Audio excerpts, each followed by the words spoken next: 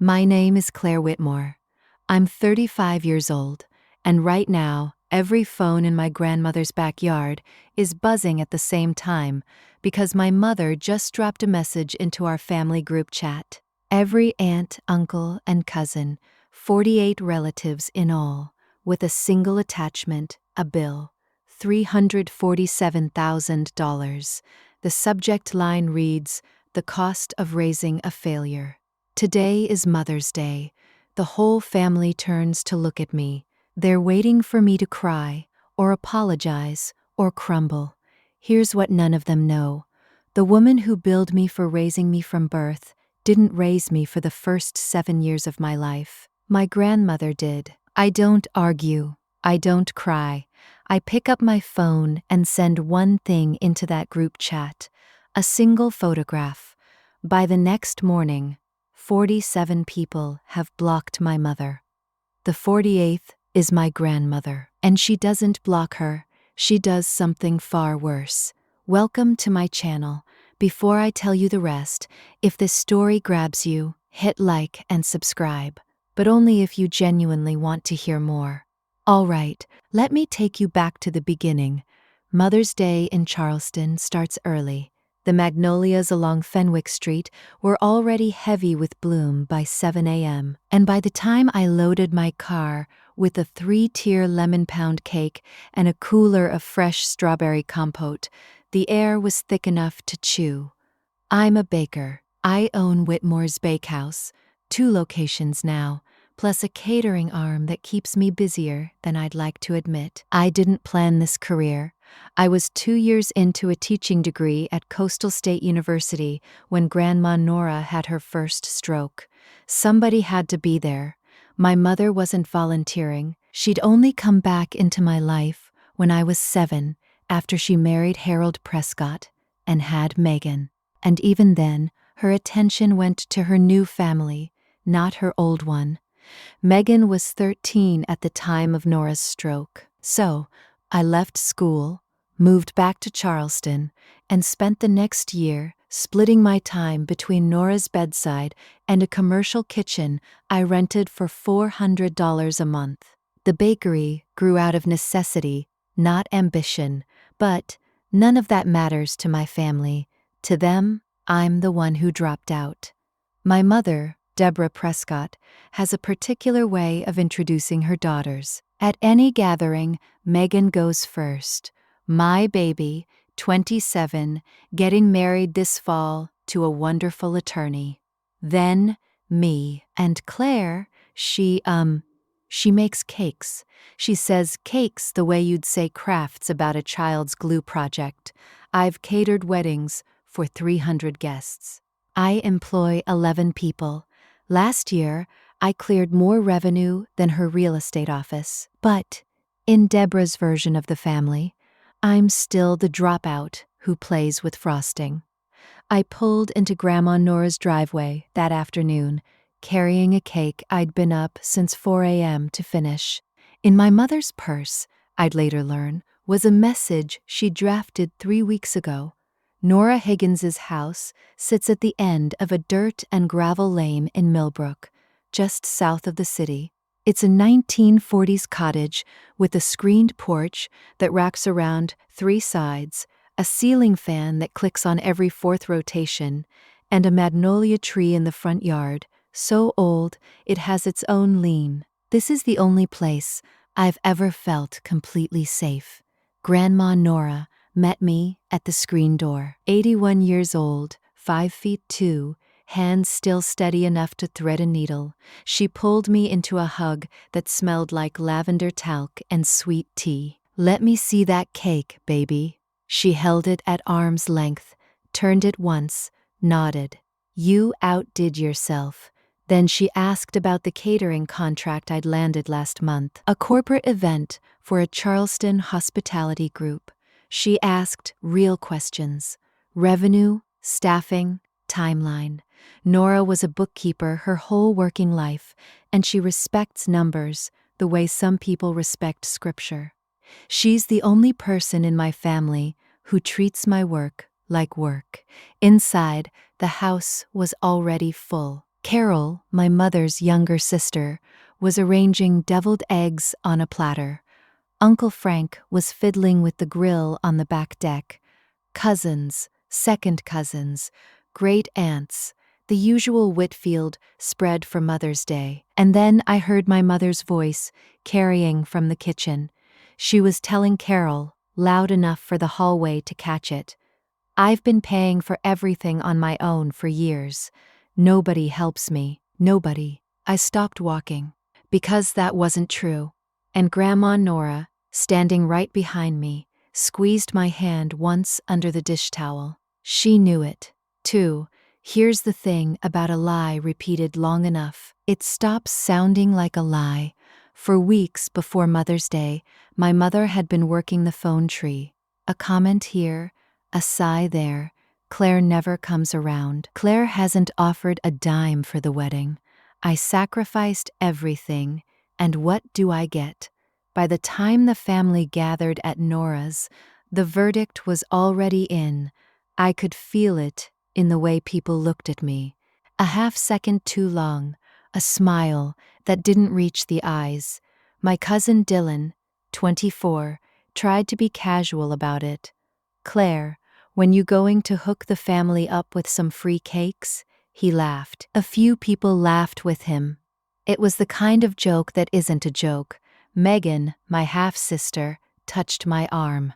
Don't take it personally, Claire. He's just playing. Megan means well, usually. She's 27, engaged to a corporate attorney named Nathan, and has spent her entire life as the easy daughter, the one who stayed in school, followed the script, never made Deborah frown. She doesn't know what it's like to be the other one. I carried the cake to the potluck table on the back deck. Sweet tea in glass pitchers, sweating in the heat, paper plates, citronella candles, a portable speaker playing gospel, cicadas screaming from every live oak in the yard. Then every phone at the table buzzed at the same time. I felt mine vibrate in my back pocket. So did Jody, so did Frank, so did the cousins at the kids' table. 48 phones, 1 notification. I pulled mine out. Group chat, Higgins family, sender, Mom. And at the top of the message, a single word, invoice. My mother set her glass of sweet tea down, smiled, and said, "Everyone, check your phones for me." I opened the message. The document was formatted like a professional invoice, itemized, numbered, with a header she must have spent hours designing. It read, Deborah Prescott, Statement of Account. Across the top, in bold serif font, below that, my name, and then the line items: prenatal care and delivery, $9,000, infant and toddler care, ages 0 to 3, $22,000. Childhood expenses, ages 4 through 7, $38,000. School years, ages 8 through 18, $96,000. Years I gave up for you, $90,000. College fund you wasted, $40,000. Emotional labor, 35 years, $52,000. Total, $457,000. At the bottom, in red text, pay it or admit to this family what you've always been. A failure I raised at a loss. I read it twice. The numbers were absurd, inflated, invented, pulled from nowhere, but the audience didn't care about accuracy. They cared about the performance, and Deborah had given them a performance. Around the table, people were scrolling through the invoice on their phones. Some shook their heads slowly. A few glanced at me with pity. Others wouldn't look at me at all. My mother sat across the table, with her ankles crossed and her chin lifted. She looked like a woman who had just delivered a closing argument. Then I read the line again. Ages 0 to 3, $22,000. Ages 4 through 7, $38,000. She billed me for years she wasn't even there. She charged me for diapers she never changed, for bottles she never warmed, for nights she never sat up through. Those were Grandma Nora's years, and Deborah just invoiced them as her own. I set my phone face down on the table. The cicadas hadn't stopped. The ceiling fan on the porch still clicked on every fourth rotation, but the air felt different now, heavier, tighter, like the minutes before a summer storm rolls in off the coast. I ran the math in my head, the way I do when a vendor shorts an order. If I say nothing, 48 people walk away believing I'm ungrateful, that I took and never gave back, that I wasted my mother's investment by dropping out of school, even though I left to take care of Nora when nobody else would. My reputation in this family, already thin, goes to zero. And my daughter Ellie, 4 years old, asleep in her car seat in the driveway because Ryan was going to bring her in after her nap. Ellie grows up hearing that her mama was the family burden. If I fight back the wrong way, if I scream, if I cry, if I call Deborah a liar in front of everyone, I become the dramatic one, the ungrateful daughter who can't even handle the truth on Mother's Day. Deborah wins, either way. That's the design. She picked Mother's Day because who argues with their mother on Mother's Day? She sent it to 48 people because a crowd is a jury, and she'd already been coaching the witnesses for weeks. My Aunt Carol leaned across the table. "Honey, do you want to say something?" I looked at her. I looked at my mother. Then I looked at the invoice again. Ages 0 to 7. She billed me for $60,000 worth of parenting she did not do. And somewhere in my phone, in a folder I haven't opened in months, was a photograph that could prove it. Under the table, I felt a hand close around mine. Nora. She didn't say a word. She just held on. Firm, dry, steady. The same grip that used to walk me across this yard when I was 3. She knew what was in that invoice. She knew what years 0 through 7 really looked like. She was there. She was the only one who was there. I squeezed back. Here's what I decided in that moment. I wasn't going to narrate my childhood to a table full of people who'd already made up their minds. I wasn't going to list the nights Nora rocked me to sleep, or the mornings she braided my hair before early start program, or the summer she taught me to read using the labels on canned goods because she couldn't afford picture books. No, telling people a story gives them room to doubt. Showing them doesn't. I had one photograph. I knew exactly which one.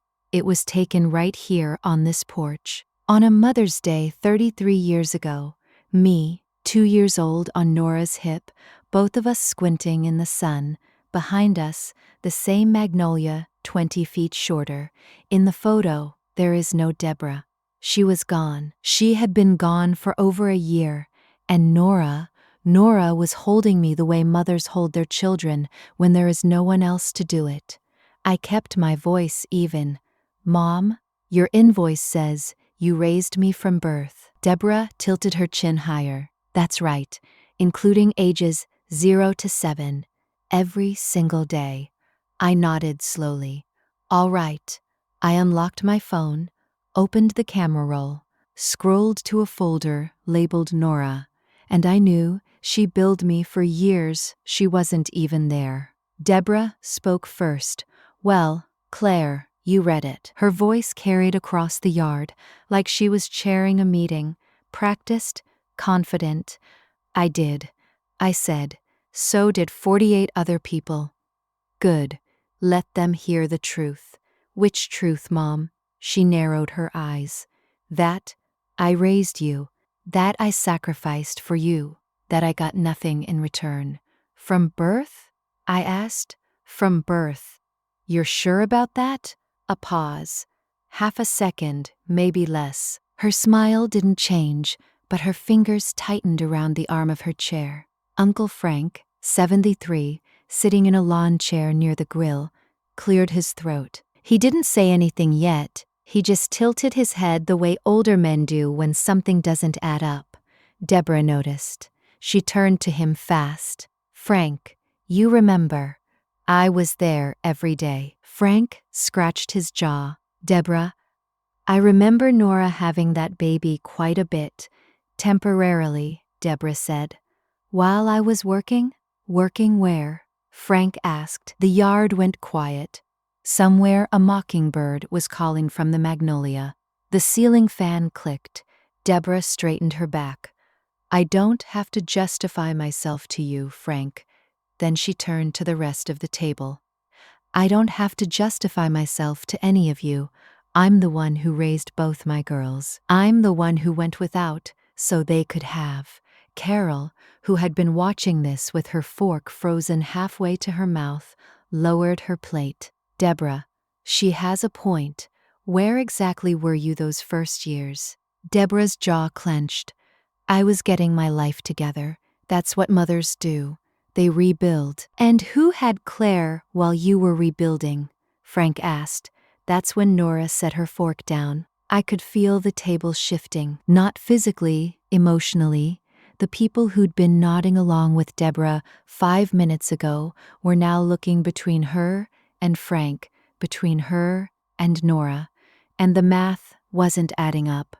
I pressed, but gently. Mom, your invoice lists infant care at $22,000. That's right. And childhood expenses, 4 through 7, at $38,000. I raised you, Claire. What address were we living at when I was 3? Silence. Deborah blinked. We moved around. We didn't move around, Mom. I lived here, at this house, with Grandma. That was temporary. I already said that. 3 years? Temporary? I was working, Claire. I was building a career so I could give you a future.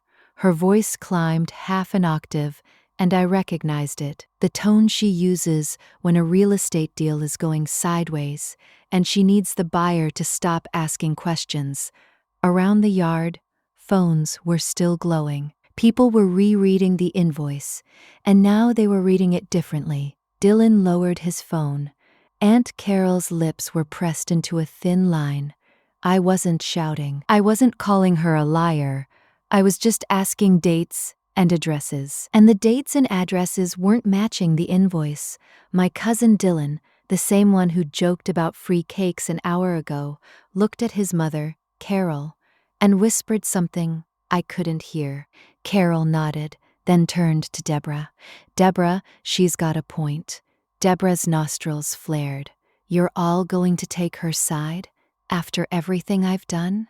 Nobody answered. The cicadas filled the gap.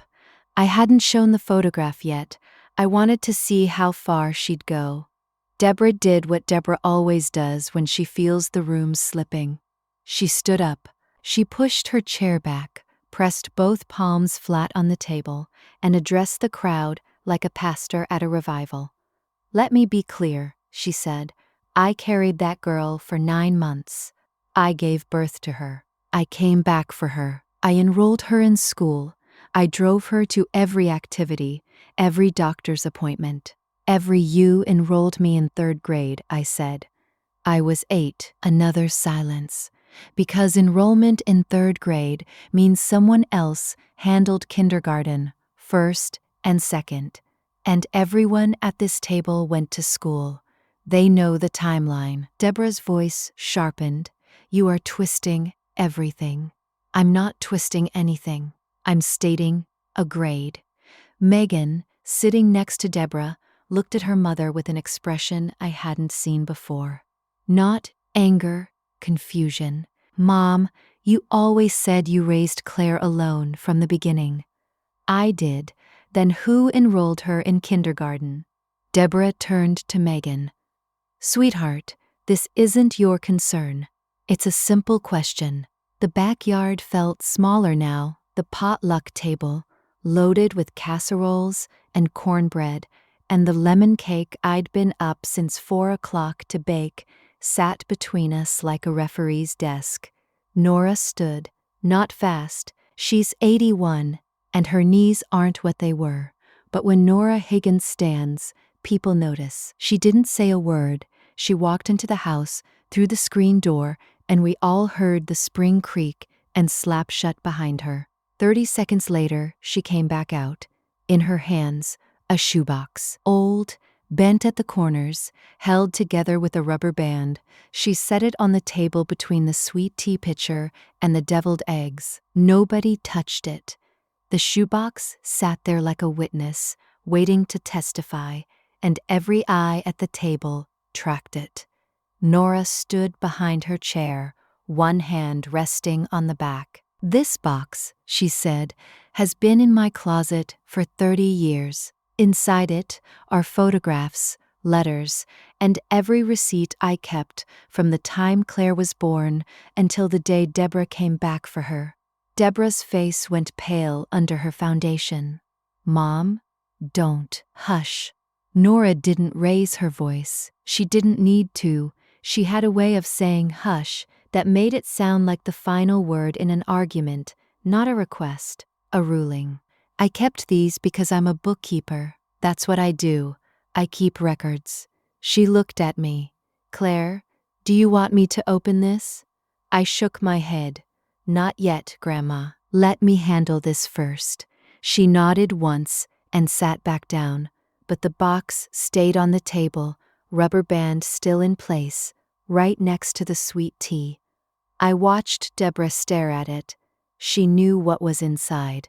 She had to, because she was there when most of it was written. And the thing about records kept by a woman who spent 40 years balancing ledgers for a living is that they don't lie. They don't exaggerate. They don't round up for emotional labor. They just sit there in a shoebox, quiet and exact, until someone needs them. Megan leaned over and whispered to Deborah. I couldn't catch the words, but I caught the tone.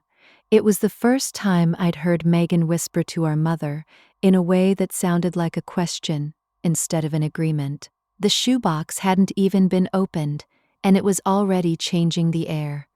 I looked at my phone again. The group chat notification was climbing.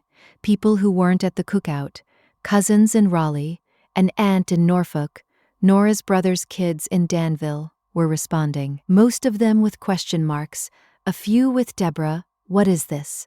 One from a great uncle, "This seems excessive."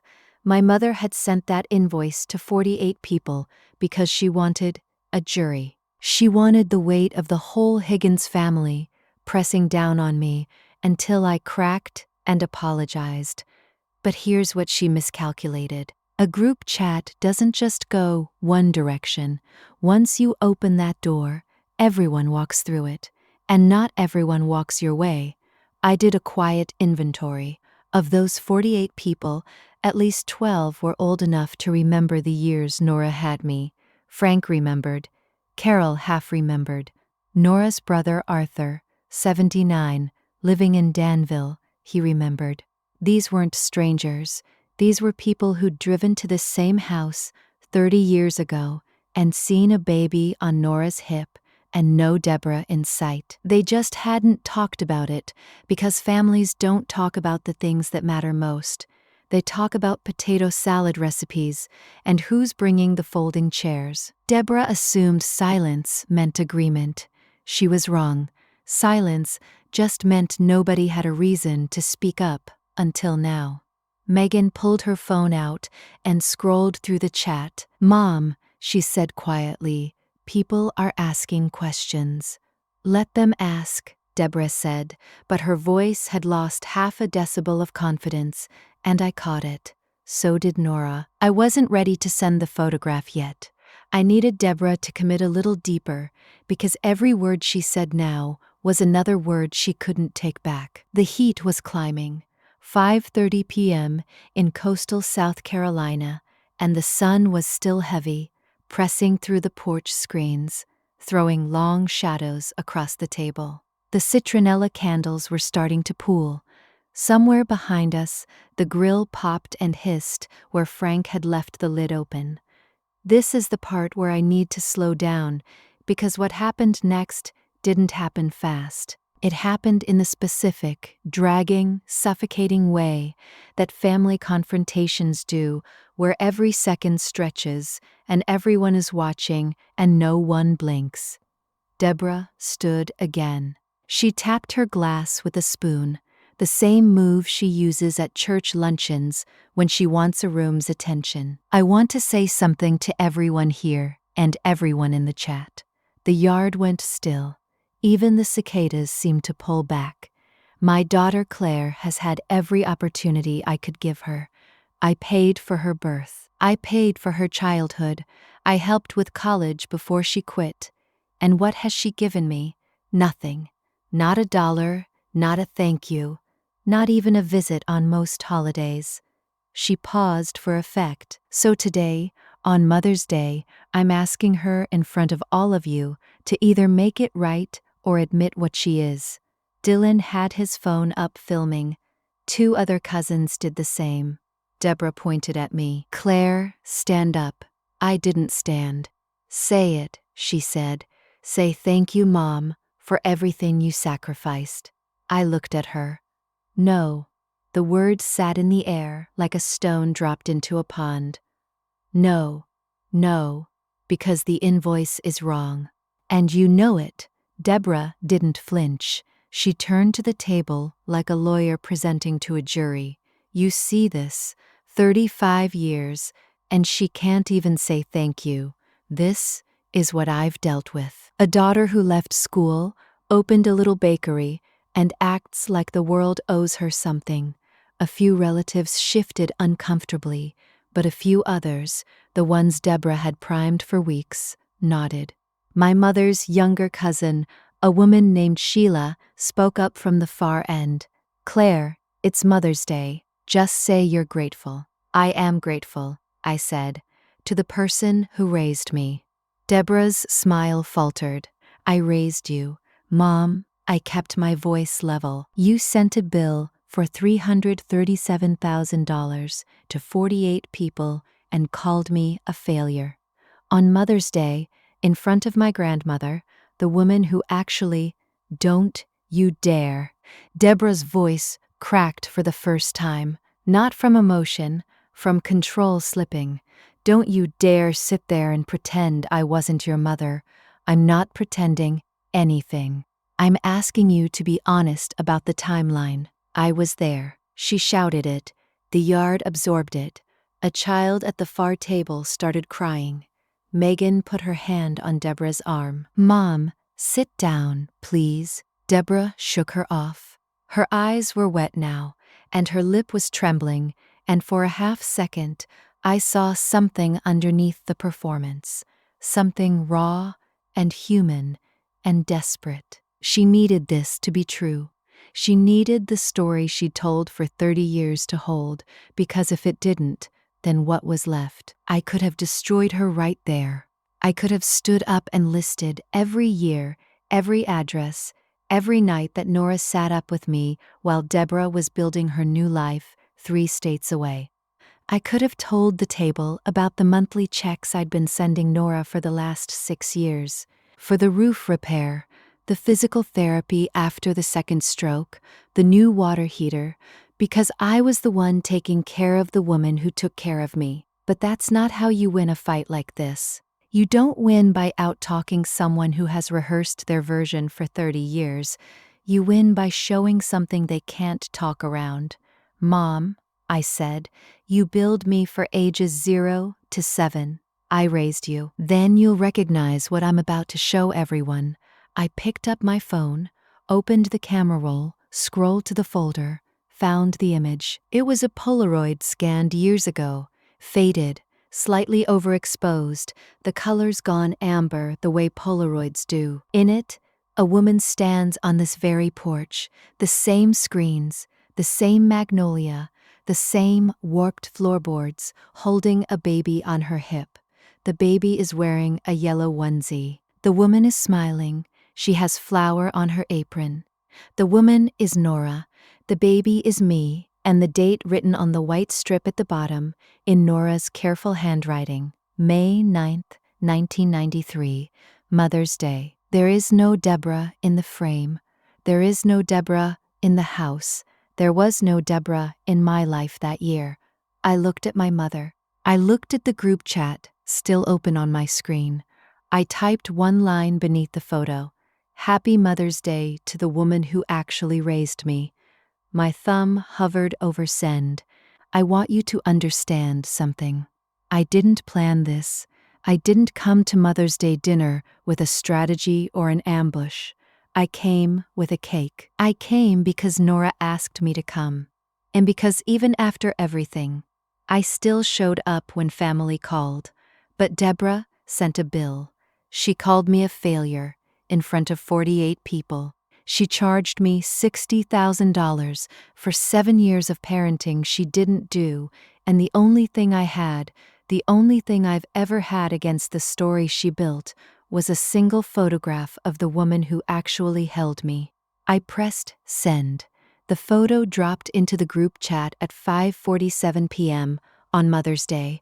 Every phone on that porch buzzed simultaneously. Then the phones of the people in Raleigh buzzed.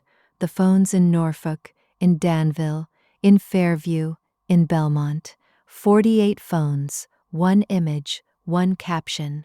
People looked down at their screens, then looked up, then looked at Deborah, then looked at Nora, who was sitting in her chair with her hands folded on the table, not saying a word, not reacting to the murmur that was growing like wind through a field of sawgrass. Dylan lowered his camera. Dodie covered her mouth. Frank closed his eyes and shook his head slowly, the way a man does when the thing he suspected for 30 years finally gets confirmed out loud. Megan stared at her phone.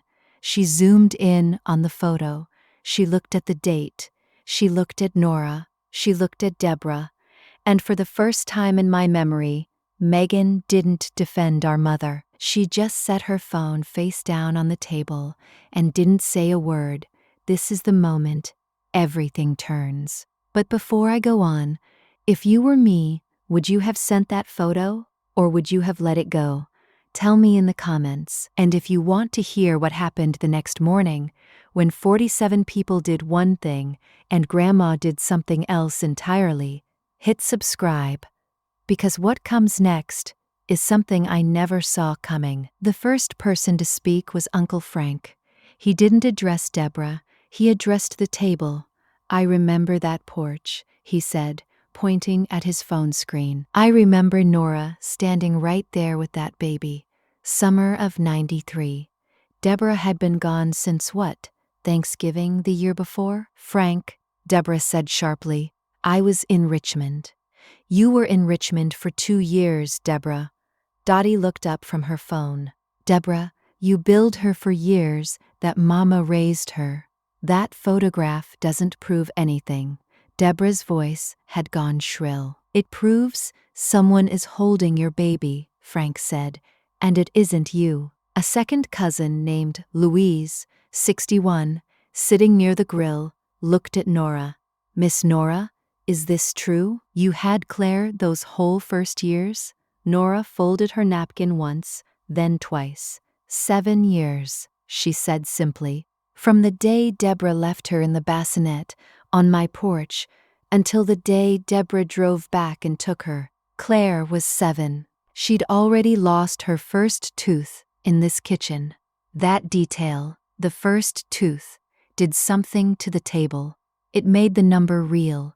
It wasn't about invoices anymore. It was about a grandmother pulling a tooth and putting a quarter under a pillow and braiding hair for picture day and making breakfast every morning while her own daughter was somewhere else. Building a life that didn't include her child. Deborah gripped the edge of the table. I came back, and I raised her from 8 on. That counts for something. Nobody said it didn't.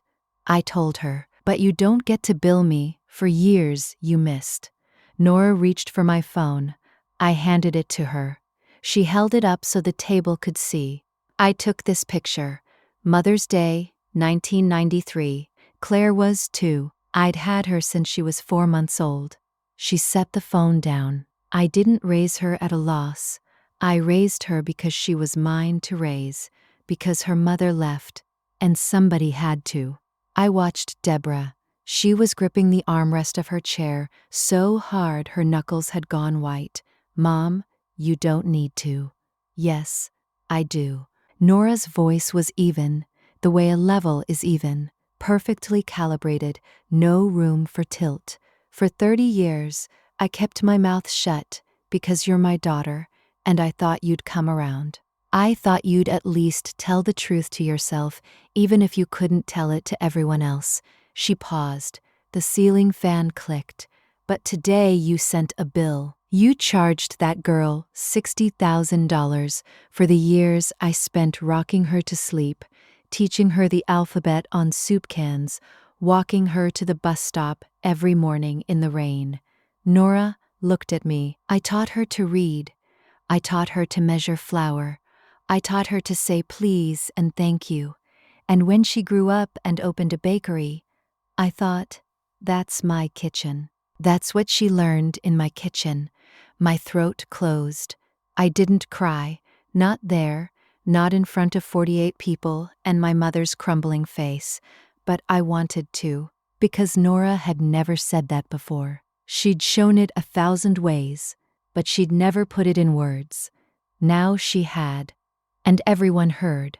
It was Dylan who cracked it open. He'd been scrolling through the group chat on his phone, reading the responses from relatives who weren't there in person, and he looked up with a strange expression. "Aunt Deborah," he said, "why now? Why send this invoice today, right before Megan's wedding?" The question hung. Deborah didn't answer. Megan turned to her. "Mom, are we okay on money?" Deborah pressed her lips together and stared at the magnolia tree like it owed her an answer. "Because I saw the catering estimate," Megan continued, "and the venue deposit, and the florist." "Mom, where is that money coming from?" Carol set down her plate. "Deborah, you told me you had Megan's wedding handled." "I do." "With what?" Frank asked. "Your commissions have been down since the market turned." "I know, because my neighbor listed with your office and pulled out."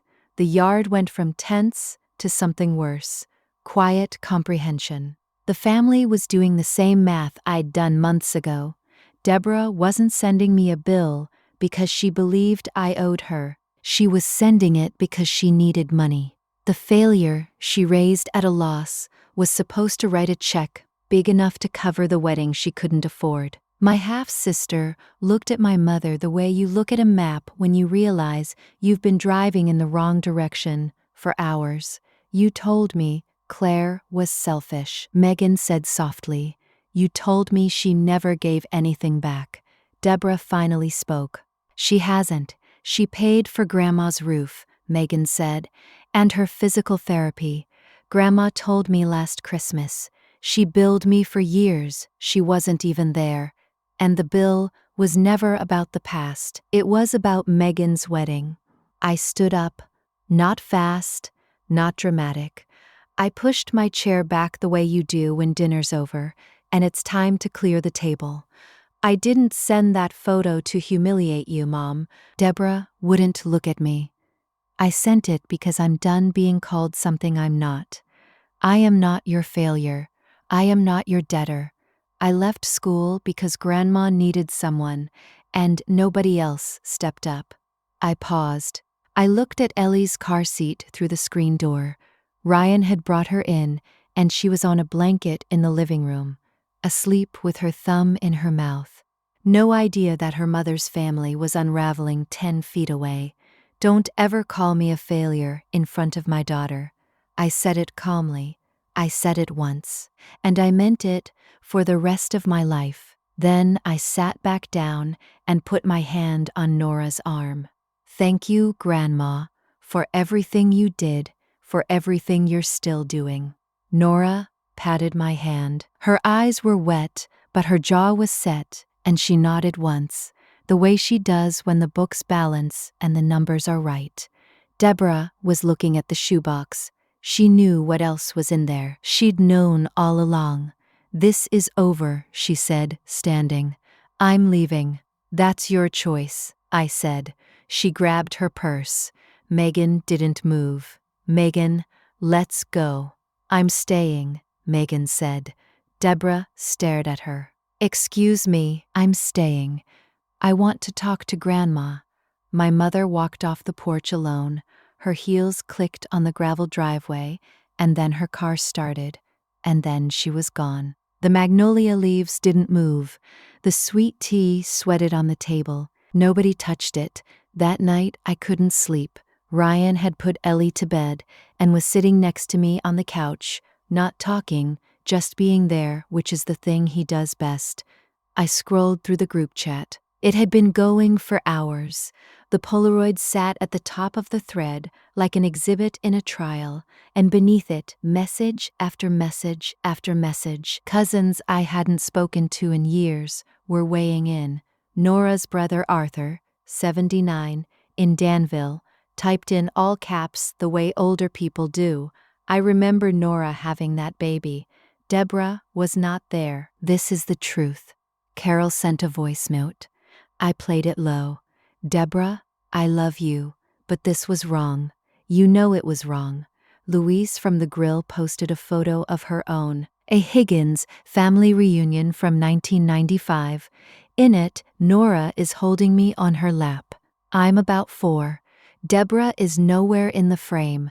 By 10 p.m., people had started leaving the group, not just muting it, leaving, then blocking. I didn't ask them to. I didn't suggest it. But one by one, 47 members of the Higgins family group chat either left the conversation or blocked Deborah's number entirely. Ryan watched the count with me. 44, he said. Then 46. Then, just before midnight, 47. There was one person left who hadn't blocked Deborah. Nora. I texted her, "Grandma, are you okay?" She responded 3 minutes later, "I'm fine, baby." I'm not blocking her. You don't have to, I know. But I'm not finished. I stared at that message for a long time. I'm not finished. I didn't know what she meant. I would by morning. 47 people blocked my mother. The 48th, Grandma, didn't. What do you think she did instead? Forgave her, or something heavier? Guess in the comments before I tell you. And if you're hooked, subscribe, because what Grandma did the next morning is the part of this story I will never forget. It's the part I still think about at night. The next afternoon, Nora called a gathering, not through the group chat, by phone, one call at a time, the way she's done it for 60 years. "Come to the house, 3 o'clock. I have something to show everyone." I drove over with Ellie in the back seat and a pit in my stomach. Ryan stayed home. He said this was a Whitfield thing, and he was right. When I arrived, the porch was full again. Dottie, Frank, Dylan, Louise, Arthur, who'd driven 3 hours from Danville, a handful of others. Megan was there too, sitting on the porch swing with her arms folded, looking like she hadn't slept. No Deborah. Nora was sitting at the head of the potluck table, which had been cleared of everything except the shoebox. She looked smaller than yesterday, and I wondered for a moment if this was too much for her. The confrontation, the heat, the weight of what she was about to do. Then she looked up at me, and I saw it. That steel behind the softness. The same look she used to give me when I was 8 and came home crying from school. The look that said, "We handle this." "I kept this box for 30 years, Nora said. Her voice was clear. "I kept it because I hoped I'd never need it. I kept it to protect my daughter." She pulled the rubber band off the shoebox. "But yesterday, Deborah stood in my yard on Mother's Day and called my granddaughter a failure. She charged Claire for years of love that I gave freely. So I'm done protecting her." She opened the lid. Inside, a stack of photographs, a small leather-bound expense notebook, and a single folded letter, yellowed at the creases. Nora unfolded the letter carefully, the way you handle something that might tear. It was written in blue ballpoint on lined notebook paper, the kind you buy in a 3-pack from the dollar store. The handwriting was small and slanted. Deborah's handwriting. Nora held it up. "This is the letter my daughter left on my kitchen table the night she brought Claire to me. November 14th, 1990. She didn't read it aloud, not all of it. She read 3 lines. The first, "Mom, I can't do this." The second, "She's too much. I'm not cut out for it." The third, and Nora's voice caught for just a moment before she finished, "Please take her. I'll come back when I'm ready." And the word that appeared twice in the margins, scrawled like an afterthought, "Failure." The porch was silent.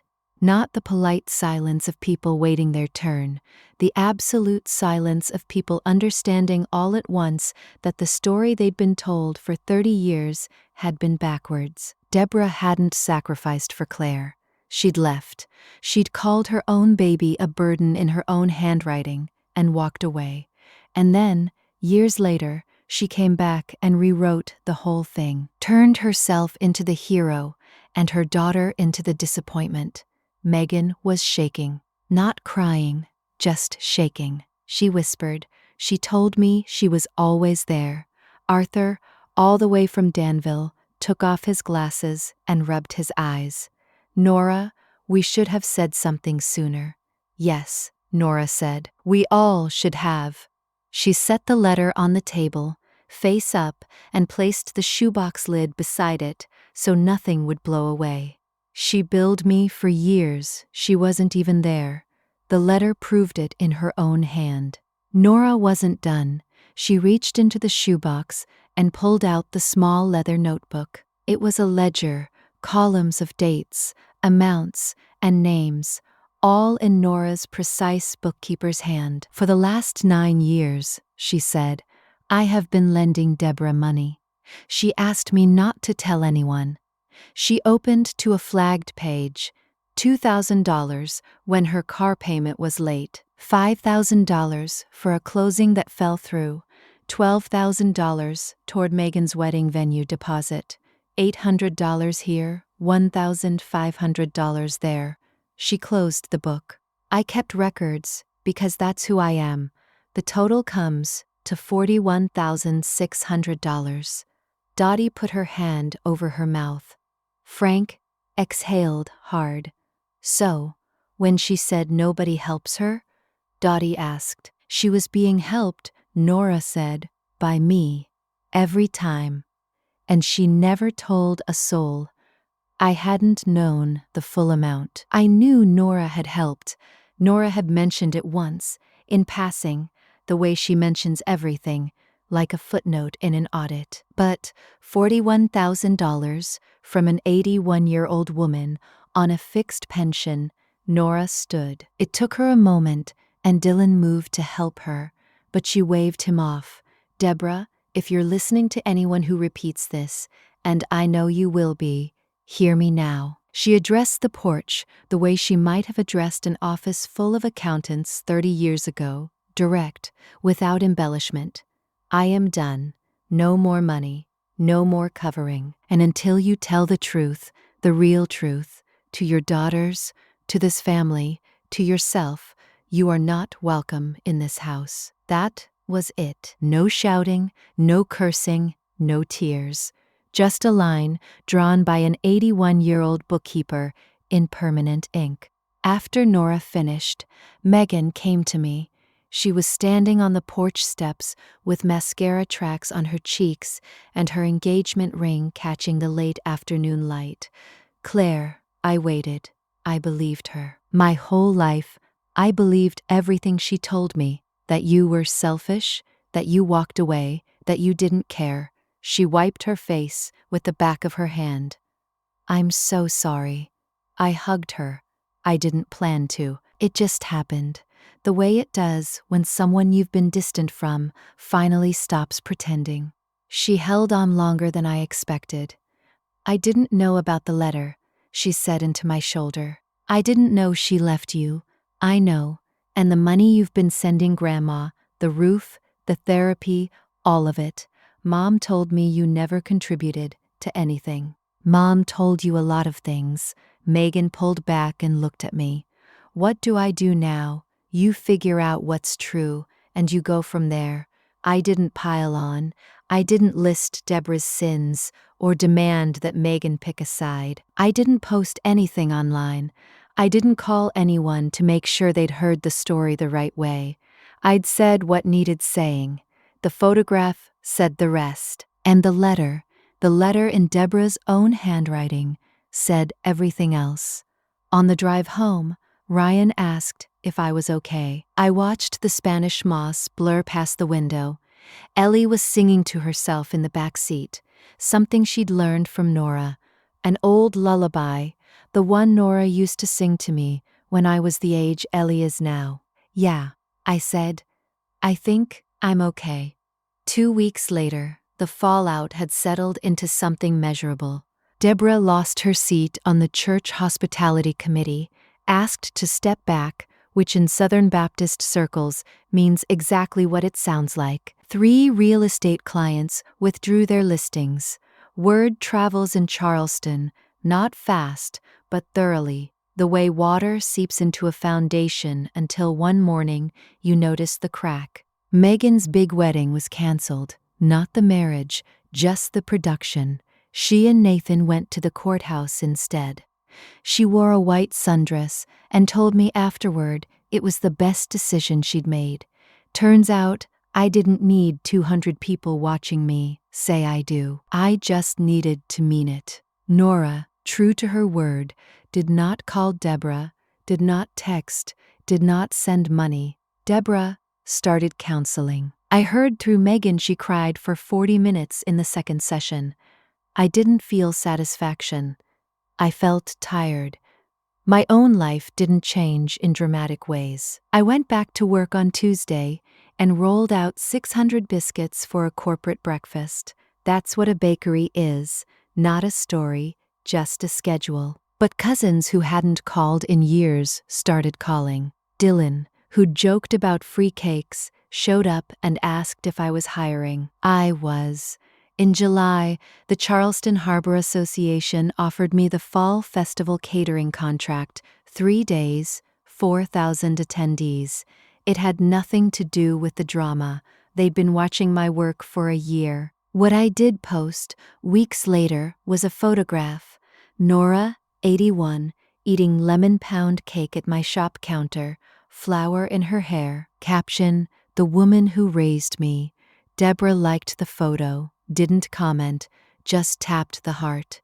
It wasn't an apology, it wasn't enough, but it was the first honest thing she'd done in 30 years. In August, Nora invited me for supper. Pot roast, good china, sweet tea from scratch. I didn't open that box to hurt your mother, she said. I opened it because she stood in my yard and called the result of my work a failure. She set the spoon down. I chose to raise you when I was 50, and my pension barely covered one person. I'd do it again every day, but I will not sit in my own house and let someone charge you for my love. You didn't destroy her, she said. She did that herself. You just stopped carrying her lie. We ate with the screen door open, magnolia and cut grass in the air, the ceiling fan clicking on every 4th rotation. Thanksgiving. Nora's house again, table set for 14. Smaller, but everyone here chose to be here. Through the kitchen window, I see Deborah's car. She sits behind the wheel a full minute, then walks in and asks Nora if she can help. Nora hands her a paring knife. Carrots. When she sees me, Claire, I'm glad you came. I said I would. Your shop, the festival contract, that's really something. Thanks, Mom. No hug, no tearful reconciliation. She's in therapy. She's trying. After dinner, I sit on the porch with Ellie and pull up the Polaroid on my phone. See that lady? That's your great-grandma Nora. And that baby? That's Mama. She's holding you, Ellie says. Yeah, baby. She held me a long time. My mother sent me a bill for $347,000 to prove I was a failure. I answered with one photograph, and the truth raised me all over again. If this story stayed with you, hit like and subscribe. If you've ever stood up for yourself in your own family, tell me in the comments. Check the description for more stories. See you in the next one.